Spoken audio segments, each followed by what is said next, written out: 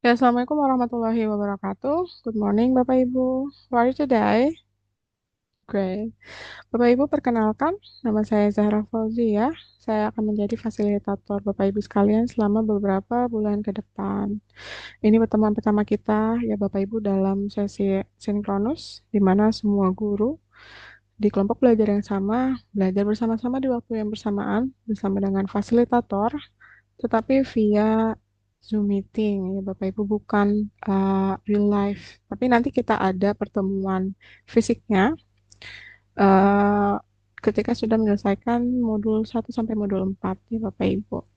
Bapak Ibu izin sebelumnya pertemuan ini direkam ya Bapak Ibu sebagai bukti sudah melaksanakan pertemuan. Nah Bapak Ibu sebelum mulai saya pimpin doa dulu ya Bapak Ibu. Baik Bapak Ibu sebelum mulai mari kita berdoa. Mulai.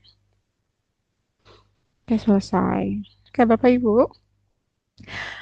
Because this is first time I saw your face, I'm not really familiar, so I will check your attendance. But when I call your name, do not say here. I want you to say your feelings. Okay, for example, if I call Pak Adi, you don't say here, you say happy or excited or any kinds of feeling that you feel right now. Hopefully positive feelings ya Bapak Ibu. Okay, I'll start.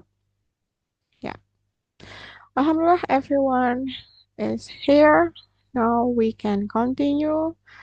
I would like to share my screen. Please wait a minute Bapak Ibu.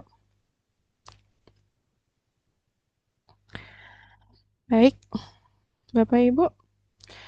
Ya, ini pertemuan pertama kita, moda sinkronus ya Bapak Ibu, untuk modul 1 dan 2.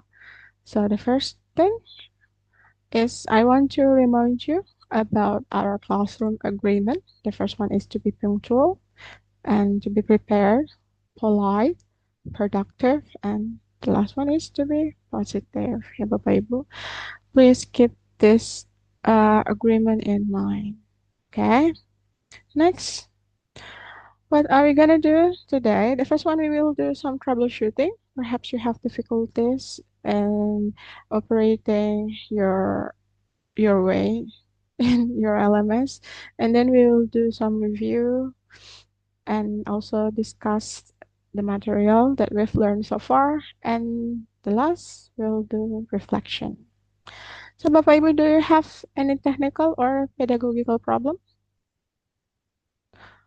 Listening. Okay, for listening, you do have to record yourself first at the LMS, but then you have to download the file and re-upload it. I don't know why it is that way, but if you just like me, you don't have appropriate microphone, uh, you can record yourself using your cell phone, then you use that file to be uploaded to your LMS. Yeah, I think that's the perfect solution. Okay, any other? No. Okay, so how about the pedagogical problem? Okay, so you're still wondering how to learn how to teach English. Okay, we'll find it together. Bapak Ibu, so far we already covered Module 1 and Module 2 about introducing myself, my family, and their activities, and describing things and people at school. Please remember, Bapak Ibu, we want to keep this material as realistic as possible. So hopefully you pick things that are familiar for the student. Now, because you're still confused on how to teach English to our students, I want you to ask this to yourself, to discuss this with your friends, which is, what are the characteristics of young learner? So I will send you to breakout room session. And since there are 20 of you, I will make 5 breakout room, and it one group will consist 4 students, and I want each of you to choose a number from 1 to 4. Okay? And then you discuss this question with your friend. I want you to come up with at least 4 characteristics. How about that? Okay, good. I'll give you 15 minutes. Is that too long? Okay, 10 minutes to discuss this question. Okay, see you in 10 minutes, Bapak Ibu. Okay, Bapak Ibu, you already finished your discussion. Now I want to call number 4. Please, teacher with number 4 from group 1. Can you answer this question as the representative of your groups? Okay, thank you. Next. Okay, good job. Yeah, I could say that we have at least an overlap answer. So let me give you my answer. So at least there are 9, actually there are 12. So the characters of young learners, which is our student, first, they are energetic. You have to understand that they love to move around. So it's very important to include total physical response in your learning. It can help them channeling their energy. And also they are spontaneous, curious, imaginative, and this one, easily distracted. So whether you like it or not, we have to try to make our lesson interesting for them so they can engage more with the learning. And they are also egocentric, they're social, learning by doing fun, meaningful practices. And the last one, they need support and familiar space. The support here means at first we will give them like 100% support. For example, if they learn how to write a sentence, if our goal is to teach them how to write a sentence, then we can help them by giving the complete sentence.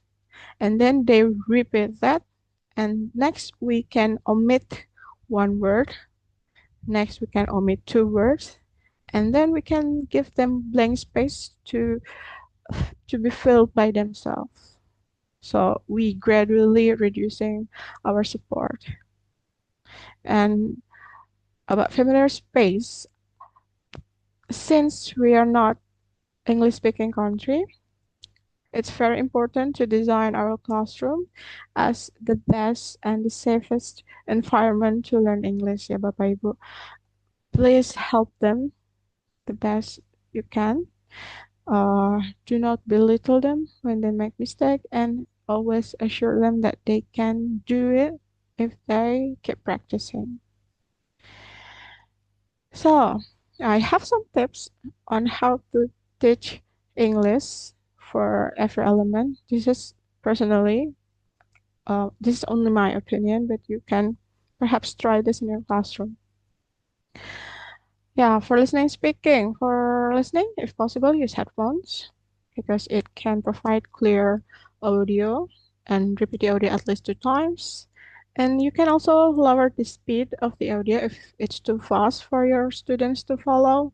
And incorporate songs should encourage students to move their bodies. And for speaking, try to include speaking practice in every meeting, even though it's time to learn how to write something. Please at least ask them about their works so they can practice their speaking, Bapak Ibu.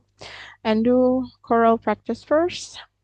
So you repeat the sentence together as a whole, with the whole class, before you check some students' understanding. And in free output activity, code mixing is permissible, Bapak Ibu. It's fine if they mix Bahasa Indonesia and English because they're just learning English. They might have very limited vocabularies. So as long as the learning objective is achieved, it's it's okay to mix English with Indonesian. And for reading and viewing, since they love colorful things, we can use picture or audiobooks, and incorporate games to check their memory. After reading something, you can ask their understanding, but make it fun. And use learn vocabulary in another activity. We want to activate their new vocabulary, Bapak Ibu. So it's not not locked in their mind, but it is used actively on a daily basis. And for viewing, you can use familiar picture on in and or infographic and question them about what they see. If you show them a picture or an infographic, ask them, what do you see? What does it mean? What is the color? Just to make them, just to check their understanding and also to practice their speaking. Last one, writing and presenting. For writing, because I see this as the most difficult one. Of course, we do not expect our student to get it right from the get-go. So you have to give an example. And in free output activity, code mixing is permissible. And to make it easier for them, you can personalize the writing task. And for presenting, to showcase their understanding, they can make drawing, mind map, and etc. And please encourage them to share their work with others. So together they can build their knowledge and they can correct their peer if there's any mistake. And they can learn from that. Yeah, regarding the difficulty of incorporating the technique into the lesson plan, at least we already covered two strategies. The first one is jigsaw. The second one is numbered heads together. I do believe that you're already familiar with these two. Maybe you're just confused because you never tried teaching English before. Then that's fine. Uh, Bapak Ibu, I suggest to design that you can use for your lesson plan. The first one is PPP, present, practice, and produce. And the other one is deep learning because we are using deep learning in curriculum Merdeka. Both are good. We just have to adjust the way we teach. For example, if you want to add, if you want to use PPP and number head together, we can put them in a group from the beginning, and then they will work as groups for the rest of the session. The same with deep learning. Bapak Ibu, the more they collaborate with their friends, the better. Yeah, following this design, I hope you can get more insight. And I do realize some of you are from private schools, correct? So you might have already have some experience in teaching English. Could you please share your experience, Bapak Ibu? Okay, thank you. Please, you're welcome. Yeah, time is yours, Bapak Ibu. Okay, good job. Thank you very much, Bapak Ibu, for sharing very valuable knowledge for us here. I hope it could give us better perspective, give us insight on how to adjust our lesson plan and how to make it easier for our student to learn English.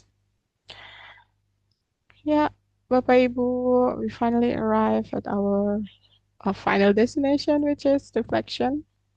I want you to answer these two questions. The first one is, apa tantangan terbesar yang Anda bayangkan saat mengajarkan bahasa Inggris nanti, dan strategi apa yang akan Anda coba terapkan setelah sesi ini? Tadi kita sudah mendengarkan, mungkin ada ide baru yang muncul, Bapak Ibu bisa coba tuliskan. Ya, silahkan di-scan yang tampil di layar ini, nanti Bapak bisa tuliskan jawaban Bapak Ibu di website yang tersedia.